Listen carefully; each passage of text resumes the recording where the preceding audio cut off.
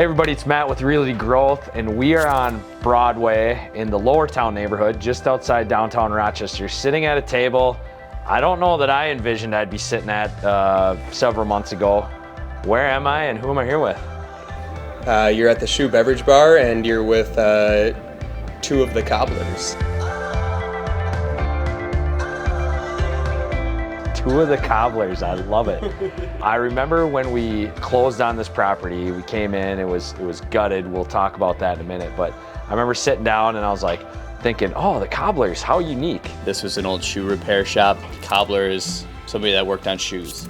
So when the four of us got together, it kind of felt like a natural thing to call ourselves. Granted, none of us can probably fix shoes. But we got beer, so that that helps. Beer helps everything. So we are in the once home of the long-standing shoe repair store that probably many who grew up or live in Rochester know.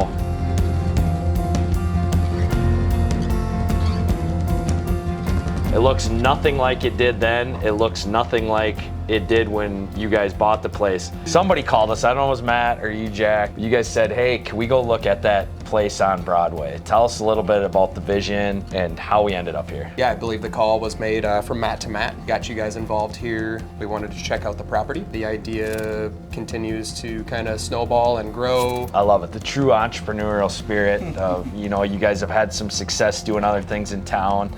And I would say this is a home run. You hit it out of the park. Tell us a little bit about when somebody comes to the shoe, what are they gonna find? They'll find a great curated beverage program here.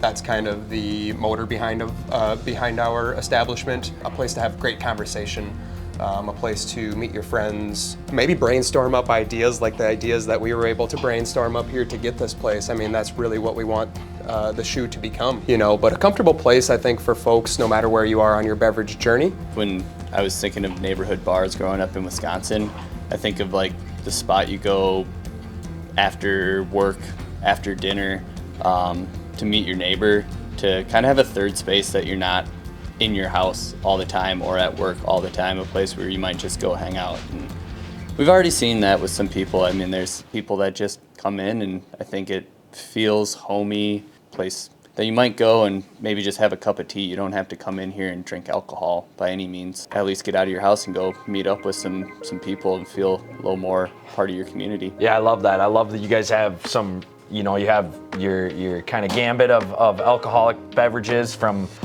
some specialties to the classic $3 hams, can't beat that. and then some great NA options too, from something as simple as a soda, but something more mixed up that's very tasty. Matt, you made me a couple of those when we came down to check out the place. It was awesome. And then, you got some local favorites, Carol's Corn, some other snacks that you can grab if you need a little something to put in the belly as well. And some live music I see here and there. We've got a lot of tricks up our sleeve, a lot of things that we're going to kind of pull out of the bag, if you will.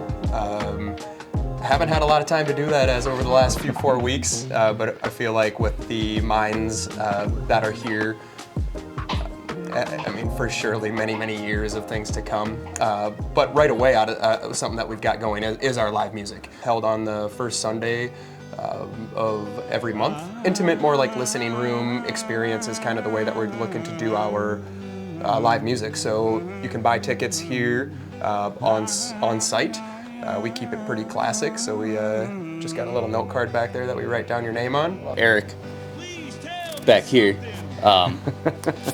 has a huge background in music. He has a recording studio in Minneapolis, and part of the idea and part of him coming in as an owner is being able to do a really cool audio-visual setup with the music.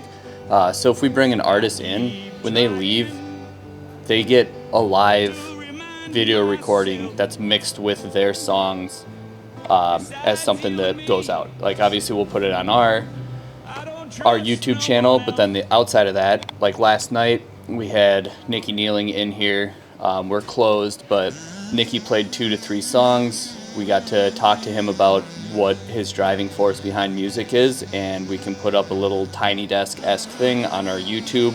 Just kind of getting local artists' name and music out there in an audio-visual format, really. Please tell me something before we're old. reminding me of the times before.